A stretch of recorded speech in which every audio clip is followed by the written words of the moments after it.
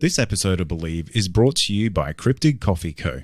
Use promo code BELIEVE on checkout for 10% off their Angry Yowie coffee blend. Head over to cryptid.com.au to check them out. It was just the most massive thing I've ever seen. To tell you the honest truth, I thought, well, we're the only ones left on this planet. Something's happened. We've missed something here. The fear that went in me when I seen it was just like the feeling. I'd say it was fear, but I've never felt that feeling before in my entire life. It's a weird feeling, like you can't explain it when you don't know. You feel like you're being followed, but you don't know what it is. We had two to our right, another one in front of us, another one to the left, and another one just across the road, shaking the daylights out of the tree. All we get was big red eyes. I remember waking up and looking at the end of the bed, and there was a figure there, almost insect-like, and then I blacked out. Welcome to the show, everyone. My name is Cade Moyer, and you are listening to the Believe Paranormal and UFO podcast. If you have had an encounter and would like to share it, please get in touch with me. My email address is believepod@gmail.com. If you enjoy the podcast, be sure to leave us a rating or review wherever you listen, and head on over to our website, believepod.com, and consider becoming a member to get bonus episodes and video content.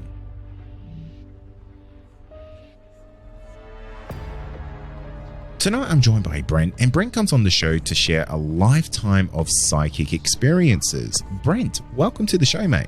Hi, Cade. Thanks for having me. Look, I really appreciate the opportunity to come on your show and share some stories. And thanks for everybody who's listening for giving their time. And it's a great experience to be here. It's a pleasure to have you on because your email was quite unique. And one of the things that I like to do with this podcast is I try to get very unique encounters on, because if I got the same kind of encounter on over and over and over, it doesn't really help the person who's had something out of the box happen to them. And you are probably one of the more out of the box people when it comes to the psychic experiences that you've had throughout your life. So where did this really start for you, Brent? And kind of just walk us through that timeline to essentially where we are today. Yep, sure. Well, as I said, I really appreciate this chance to share my stories. And I think that a lot of people listening to this show will probably have had similar sort of things, similar sort of experiences to what I've had. But the stories that I'm going to share are actually stories that I've never really shared with anybody else. And I say that not because I'm sort of worried about them. I mean, a lot of people who come on your show do feel a bit worried about if they told their stories, would people laugh at them? And that's a bit of a factor for me too. But really, I've never had a forum or an audience who I thought would be interested in what I have to say. So, kudos to you for having this podcast and letting people like me come on and talk about them. So, strictly speaking, I can't really call what I've had encounters in the classical sense of, a lot of your listeners will say something. I'll combine them here, like a UFO orb driven by a shape-shifting ghost Yowie portaled into my living room and abducted me and to another world. It doesn't come in quite like that. So it's more an inner experience, that things that can't be explained in ordinary terms. And I think a lot of people probably have come across this in their lives. If you ask anybody, or almost anybody at random, if you said, has anything unusual happened to you in your life, they'd probably say, yeah, well, there was this one time when this happened to me. So I'll go back and I'll start chronologically, which will help. So the first unusual thing that happened to me, or glimpse that I first got, was when I was about 4 years old. And it was my first lucid dream.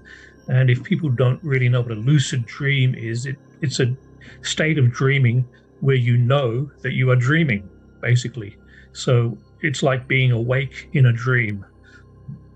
Now, this experience, I'll call it an experience, was very unprecedented. I'd never had a lucid dream before. I'd never been in this state where I was aware that I was dreaming. It was also quite out of the blue. I didn't plan to do it. I was only 4 years old or something like that. It was very powerful and very surprising.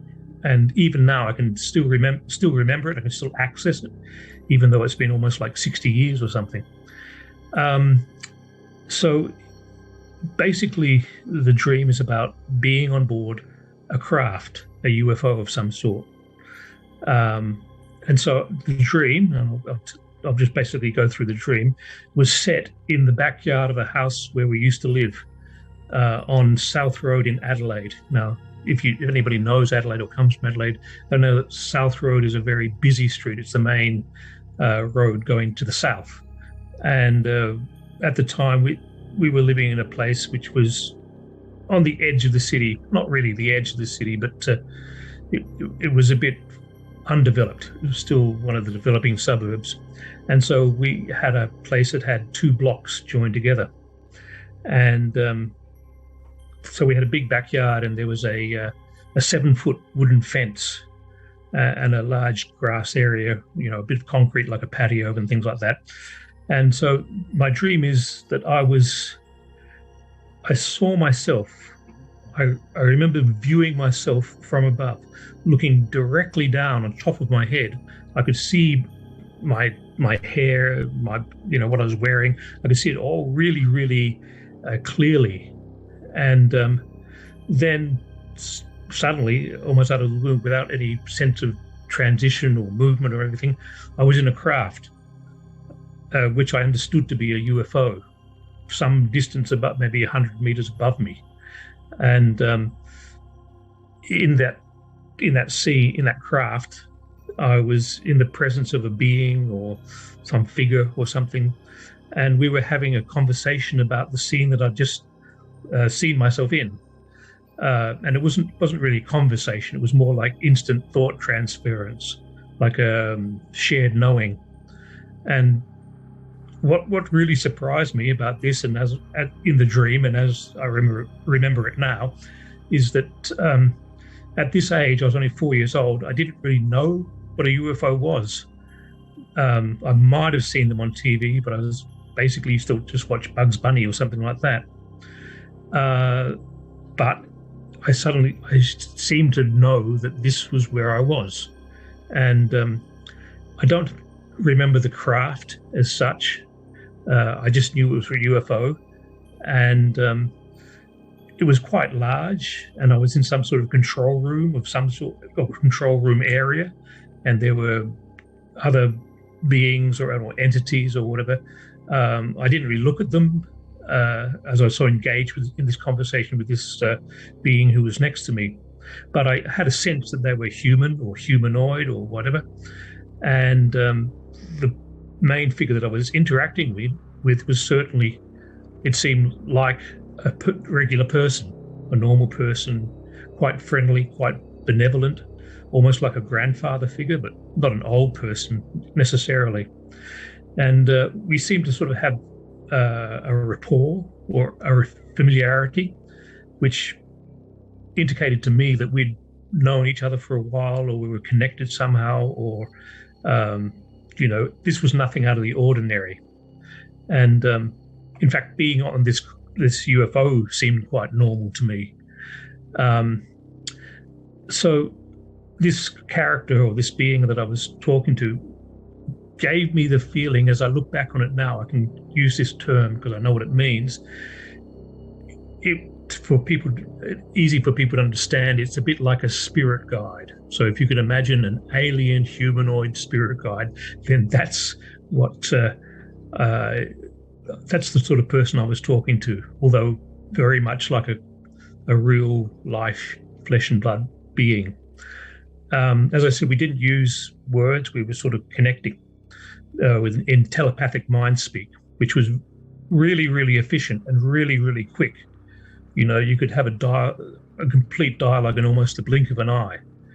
And we were discussing the situation I'd just been in, where I saw myself from on top. And as we were having this sort of very rapid, instant dialogue, I realized, or I was made aware, that I had actually died in the backyard where I'd been standing. And I had the choice, I had the ability. This is where the dream suddenly became lucid, because I realized that this was all a dream and that I had the ability to rewind it. I could do it all over again and continue living if I wanted to. And so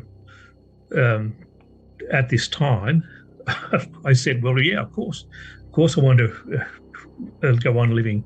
So I said, yeah, let's hit rewind, let's reset everything. And when that thought happened, I immediately left the craft, or I was not in the craft, but back in normal reality somehow. I don't remember if I woke up straight away, or if I still stayed asleep and woke up as usual. But I do remember that when I woke up, I felt really kind of perplexed, or not confused, but a little bit out of sync with what's going on. And, I was thinking, wow, what's real? What's a dream? What is reality? It's kind of a deep philosophical question for a 4-year-old. But the only thing that was really different, that really stuck out in my mind, was this dream was incredibly intense, incredibly clear, and very, very vivid in my mind. And as I say, it's still stuck with me today. It's incredible that you remember that so well from being so young. For it to stick in your memory kind of shows that was a core memory, just to kind of put it in the simplest terms. Yes, well, that's right. So I don't want to try and blow my own horn, but I do have a pretty good memory. It seems better than average memory. Like I'd probably do well on some of those game shows, like what is it called? Anyway, those ones where you answer questions, because I sometimes watch them and I say, oh yeah, I know that. Not all of them. I do have blind spots, like fashion or sports or some.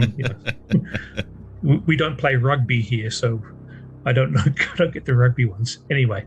But yeah, look, I saw, or I didn't see. I heard Mary Rodwell talking on another. I don't think it was your podcast. It was maybe Sarah Bignell's podcast. Anyway, or one of the others, and she was saying, if people who don't know Mary Rodwell, she's a hypnotherapist, I suppose you'd say. She was a retired nurse, and she does a lot of work with people who've been abducted or had alien encounters and things like that. And she says that dreams of alien encounters are more likely to be real if they are easily remembered, as most dreams seem to fade away within a few seconds of waking up. And this is definitely, as I said, definitely been decades and decades. It's still not crystal clear, but it's still very strong. So, as I said, I can't claim that I actually had a physical encounter, but it was very, very real. So the thing about this dream is that I didn't put it together until some years later, when I was actually thinking about it, is that I connected another experience I had in the backyard of the house where we were living. Now, as I said, South Road is a main road connecting the city to the southern suburbs and has lots of traffic going backwards and forth all the time. And at the time we were living there, we had a family dog who used to run up and down, barking at these cars and going crazy, and he was a bit of a mean dog to most people, but he seemed to get on well with me. And, I was one of the few members of the family who actually had a good relationship with him. So I was standing near him one day at the fence, and when suddenly, like out of the blue, something struck me onto the top of my head. Like I remember it was like a jolt, like bam, and suddenly I was in. I wasn't very. It was very, very briefly. I wasn't actually in a different realm, but I don't know if you know what it's like getting hit on the head and you're suddenly a bit not concussed, but you don't know where you are. Oh yeah, yeah. I've been hit in the head more times than I'd like to care. Yeah. Look, it happens. Heads and objects often meet, and people get that experience. So look, just for the briefest split second, bam, I was in this altered dreamlike state or whatever, and it's not that I remember that as being the UFO, but it's something that I can now connect those two experiences. So I was knocked down and started crying because I was only 4 years old. And my mother came out, and a bit of blood was coming out, and it was a nasty knock. But it was not so bad that I'd go to the doctor or anything like that. She put me to bed or put an ice pack on it, and it was it was all okay.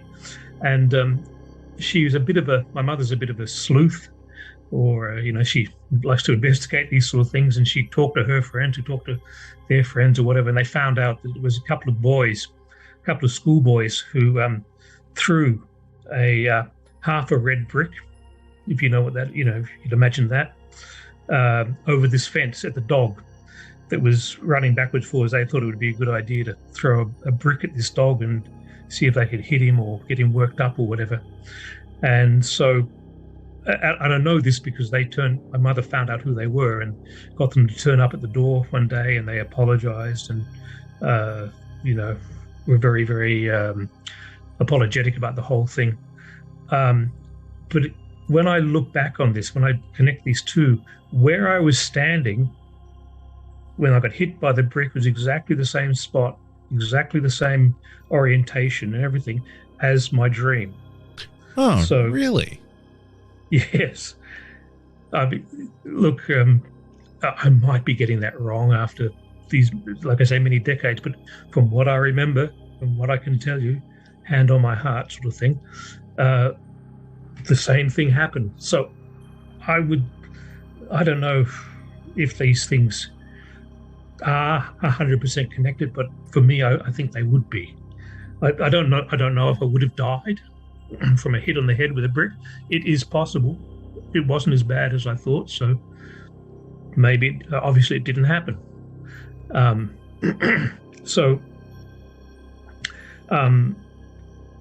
I have done a fair bit of research and a lot of reading or listening to podcasts and like yours and things like that. And there are people who describe this in near-death experiences or psychic experiences where they have this rewinding of the death experience. Okay, so, and especially this idea of dialogue with the guides, this element. Okay, so it happens, and some people say it will happen to everybody several times in their lives, and they don't even know about it because, of course, you've rewound and you've reset and you've continued on your life. Things like near misses or that miraculous near miss. You're riding that motorbike too fast, going around the bend, and there was a kangaroo in the middle of the road, and you swerved and you drove the bike like better than Evel Knievel would, or some miraculous thing like that happens, or whatever. Often people say often these things are when we have actually died, gone to another realm, or gone to a higher plane or whatever it is, had a bit of a discussion thinking, no, this is not quite what I want. I want to rewind the whole thing, go back and, keep on going. So that's interesting, isn't it? Yeah. Yeah. That it kind of makes you think about every close encounter that you've had with danger and kind of go, did I get a second chance there? Yes, well, that's right. And it's not something we can objectively prove. You can't have evidence because it's been rewound, and so there is no evidence. But it's something that seems true to me, and it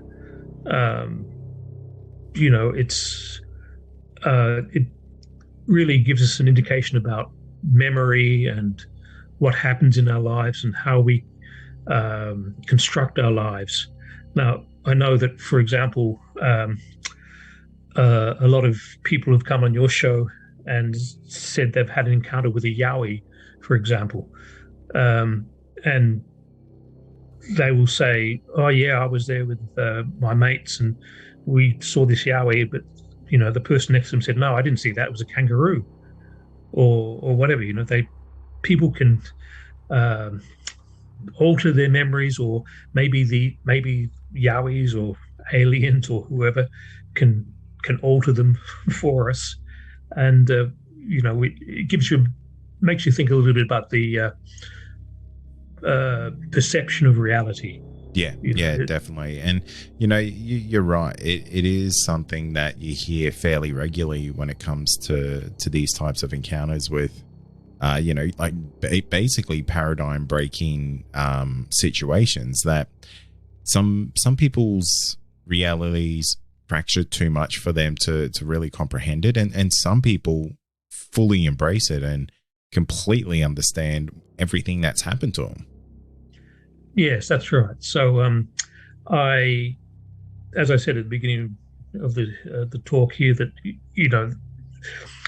what I've got is not anything really, really unusual, but I suppose it's the fact that I've picked up on it, or I might have just dismissed that dream, and I might not have put the two events or two incidents together and made that connection, but I sort of picked up on it, and it's all about noticing. And so a lot of people desensitize themselves by sort of saying, no, that doesn't fit in my worldview, and they disregard it, and they basically desensitize themselves to what's going on.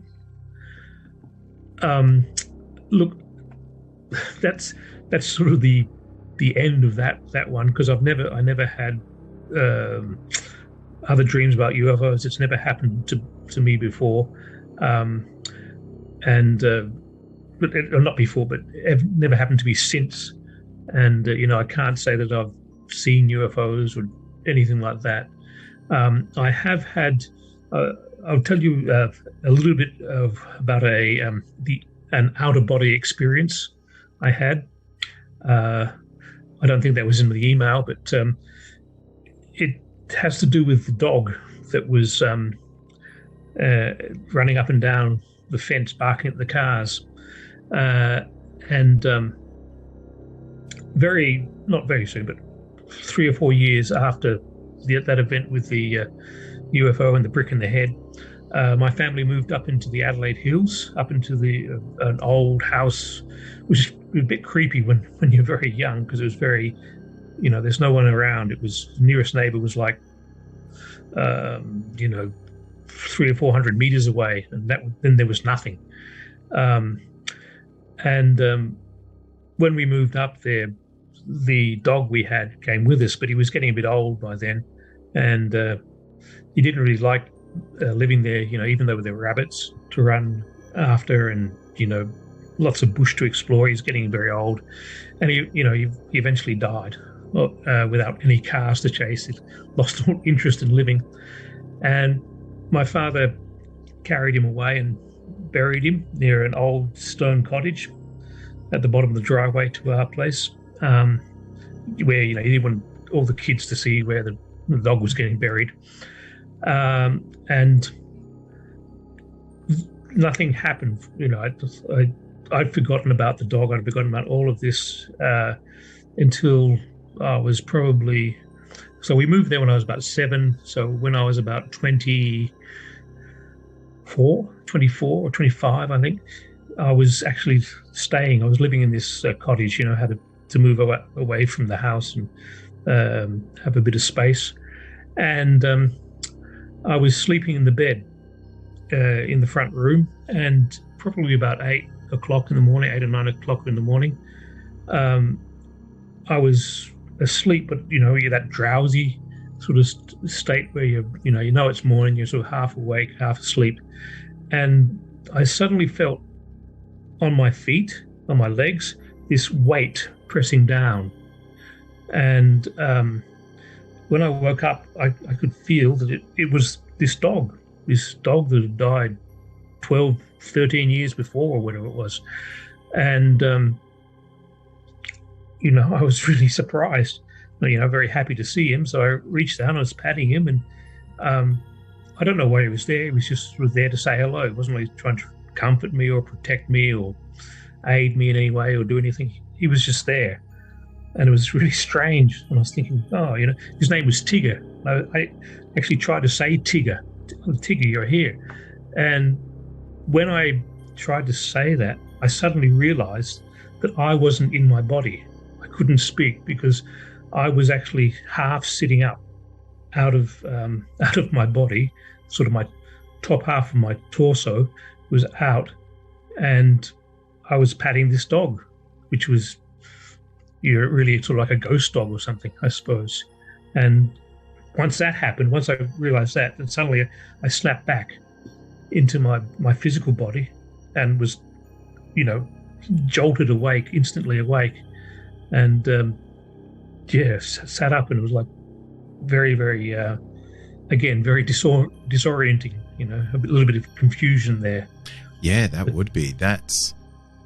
Is that your first out-of-body experience? Because I know earlier we kind of spoke about lucid dreaming, and my mind was wondering if it wasn't lucid dreaming, if it was more so an astral travel that you were doing there, because the way that you describe everything sounded like it was more than a dream.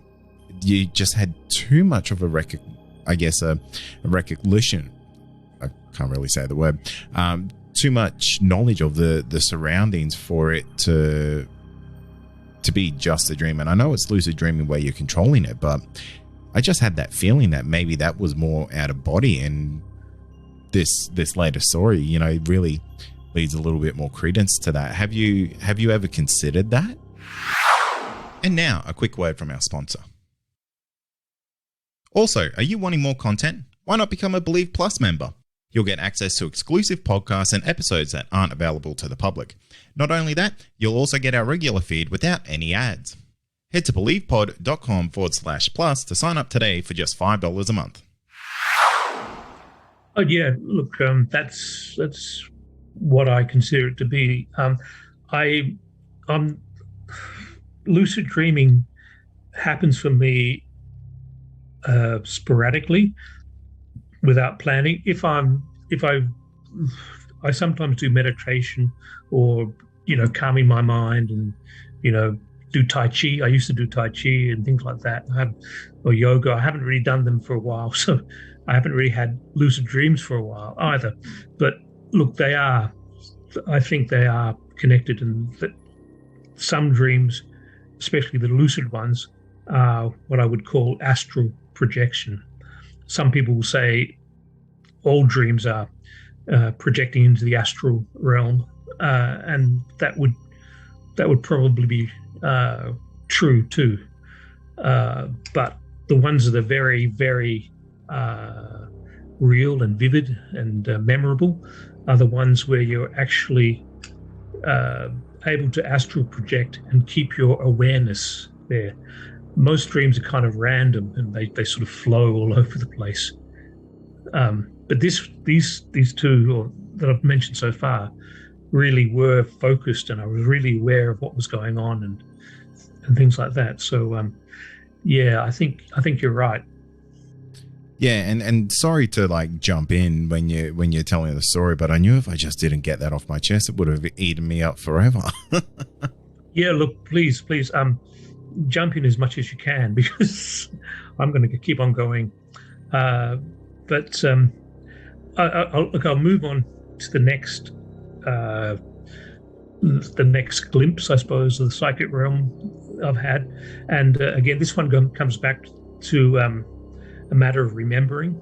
And as I say, I'm probably blessed with a more than average memory. But again, when I was living in this old stone cottage in the Adelaide Hills, I had another memory come flooding back. And it's, again, I wasn't doing anything specific like meditating or, rehashing my past. I was just sort of sitting idly in the room, sort of drifting off and not thinking about anything. But this memory came back, and it was a memory that I had many, many times when I was younger, but I'd forgotten about it. So I was probably about late 20s when I had this re-emergence of this memory. And what I remembered was the experience of getting christened in a church. Now, I know that happened when I was about 3 or 4 weeks old. And, it's kind of bizarre because I have a very formed memory. I had a very formed idea of who I was. Now, I can remember, I'll explain the memory. I remember being held by the priest in the crook of his left arm. So, he's sort of holding, as you hold a baby. I was wrapped up in swaddling cloth. So, I couldn't move. I was very tight. And he was holding me in his left arm. And he'd obviously, I don't remember seeing this or anything, but I remember the scene kind of thing. There were relatives, maybe a dozen relatives, my parents and my 2 brothers and, grandparents and maybe an aunt or uncle or something. And anyway, I remember the priest getting water from the font and making the sign of a cross on my forehead. And, as he did this, he said, "In the name of Christ, I christen thee, Brent Noel Chapman." And as that happened, I felt the sensation of a drop of water running down my forehead and along my nose and cheek, next to my eye, my right eye. And at the time, I remember I had a sudden awareness or realization that came into my mind. It's, oh, right, so this is who I am this time. And, it was like this action or this deed was focusing me into this body with this name at this time. And I had that awareness from, it sort of came from a beingness or sense of existence that preceded being born. Kind of extended back into a time, or a place or an existence. I couldn't really remember or perceive exactly, but I knew it was kind of a greater knowingness, a greater awareness that I'd come from. And I realized that this was my life. This is what I'm going to be. This is what I'm going to be. This is who I'm going to be for this life. This is what I'm moving into. So I'm going to be very, very focused as this person in this situation, this body, for this life. Look, a useful analogy that I came across the other day was like this. If you can imagine becoming like a single grain of sand, if you can imagine focusing yourself down into becoming a single grain of sand, when really who you are is all the grains of sand on the planet. All the grains of sand and all the beaches and all the oceans everywhere, and you suddenly become like a single grain, or even beyond the planet, and you're doing that because it's the beginning of an adventure or an experience, and it's just like one of another, a never-ending series of adventures. So again, I can't really prove that to anybody. I don't have any evidence that I can show somebody. But for me, this is my knowingness that I have that connection, which I think is really it's sort of helped me become aware of greater possibilities, greater realms, or greater awareness, and it's something I've been able to sort of use later on. It almost sounds like, and I don't want to sound like I'm putting words in your mouth or anything here, but it kind of sounds like you're almost alluding to like a second, third life type of scenario. Oh, you mean like reincarnation? Yeah. Yeah, look, that's definitely what it is. I've never done past life regressions. Oh, actually, I have. I have done a little bit.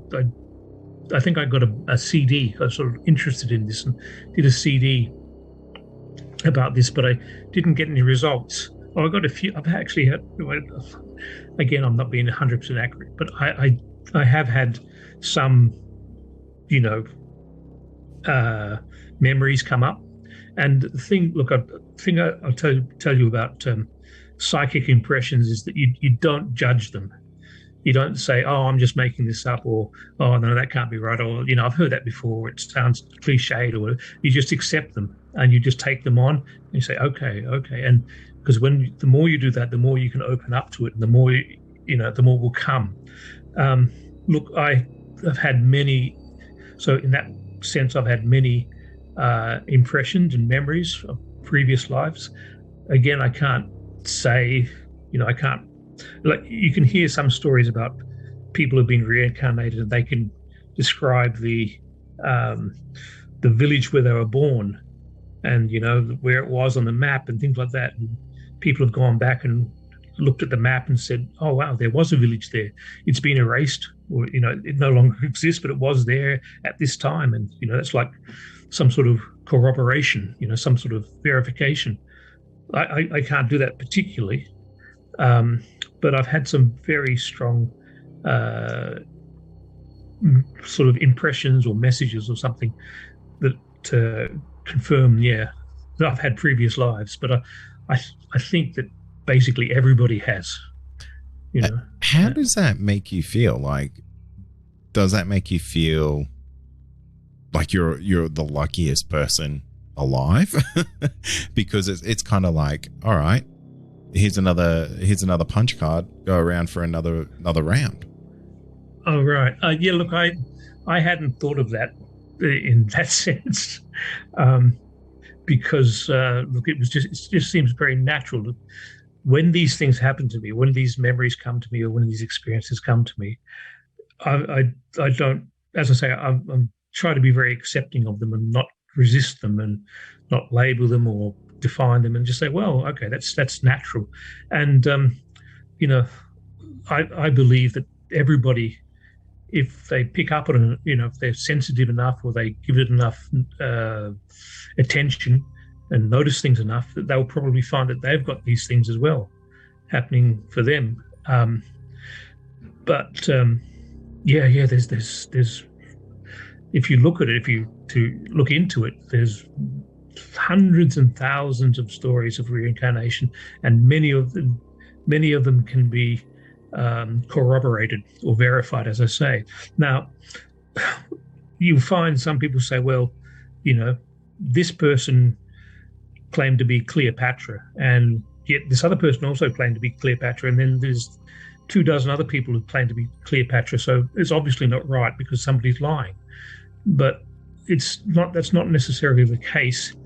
It is more the case that 24 people are tuning in to the frequency or the experience of being Cleopatra. So it doesn't mean they all have to be Cleopatra.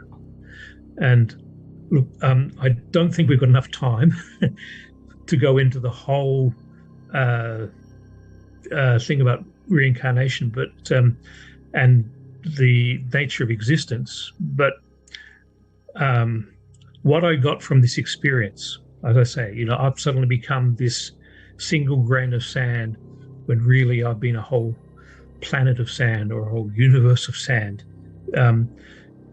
The possibilities are endless. You could be any number of individuals, and also any number of individuals could be you. Okay, it's just that where you're focusing happens to be who you are now. I have a really weird question for you, because it kind of makes me wonder where you are in the universe and, you know, where you are as a person. But does it make you cherish or care less about significant moments in your life? And I know that's going to sound like a weird, maybe horrible question, but when something terrible potentially happens or something kind of amazing happens to you, does it just kind of roll off like water on a duck's back to you? Because in the grand scheme of things, that really may not matter. Okay, that's a fantastic question. Thanks for that, and I really appreciate it. And I've kind of thought about a similar thing when I was going through and thinking of the stories I'll be telling today. And it reminds me of a guest you had on your show who had like what's called a past life review, or not a past life review, a life review, sorry, where they had I believe they had a near-death experience or something like that, and they went through all these scenes in their life. Yeah. Yeah. I forget the name of the person, but anyway, and I'm sure listeners have heard of this life review. And the thing that this person was saying, and this is something I can connect with, is that a lot of these scenes that they saw were not great, fantastic, or when I got married, or the birth of my first child, when I graduated from college, or whatever it was. It was simple things like, I was swinging in the playground with my best friend, or, I went down to the cafe and had a coffee, or something like that just really can be mundane, small things. And it's the small things that make the big things big, and the big things also define the small things in a way. So that they're not that anyone is better or worse. And so I know some people who are really into reincarnation will say, oh, look, doesn't matter what I do, I'll get it right next time, I'll have another go around or whatever. But, that's kind of devaluing the whole experience of being here and now. Look, I was going to move on to this a bit later on, but I'll tell you this now.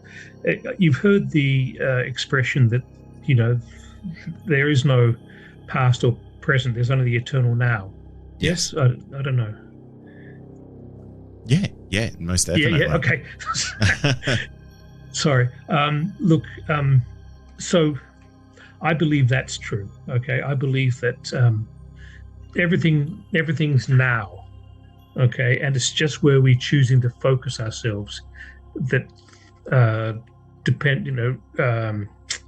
determines what we're experiencing. Okay, so we are, as a human, the human experience is limited, and that's what this experience of getting christened, that's what it brings back to my mind, because it allows me, in a sense, to have a connection to the feeling of being unlimited. I know some people, especially those who've had near-death experiences, can say that they've gone to a better place, or they've gone to heaven or hell in some cases, if that's what they believe. But they're very, very few. That they say that it is kind of devalues being here, because they want to get back there, and they think, wow, what's the point of being here? They get depressed. Some people have near-death experiences and get depressed. But the thing is that I can't say that I've really got that connection, but I've got a knowingness, I've got a feeling for it.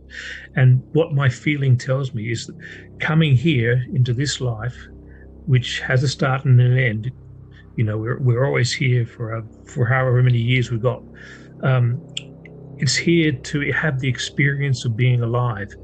And so it can be great experiences like birth of your first child or getting married or all those things, which are amazing, and we shouldn't devalue them. But it can be simple things too, like, the time you were walking with your grandmother and, you saw a beautiful sunset, or even a rainy day or something like that. They're all things that people are here to experience. And it's not that one is better than the other necessarily. It's just that it's a real thing that we have chosen to focus ourselves upon now. Another thing some people have said is that life is a dream. It's all an illusion, or it's all a dream, and that may be true. I mean, if you look at quantum physicists, they will say, look, what we think is solid is really just a big soup of vibrating atoms, which happens to give the impression or the illusion of solidity. So look, at what we're experiencing now may be a dream, and the afterlife or the other side or whatever is more real. It might be that, but the thing is, the experience here is real. Life may be a dream, but the experience is real. So every experience you have is worthwhile, even the ones that you prefer not, like getting dumped by your girlfriend or your boyfriend or whoever, or any of those negative things. It's all just an experience, and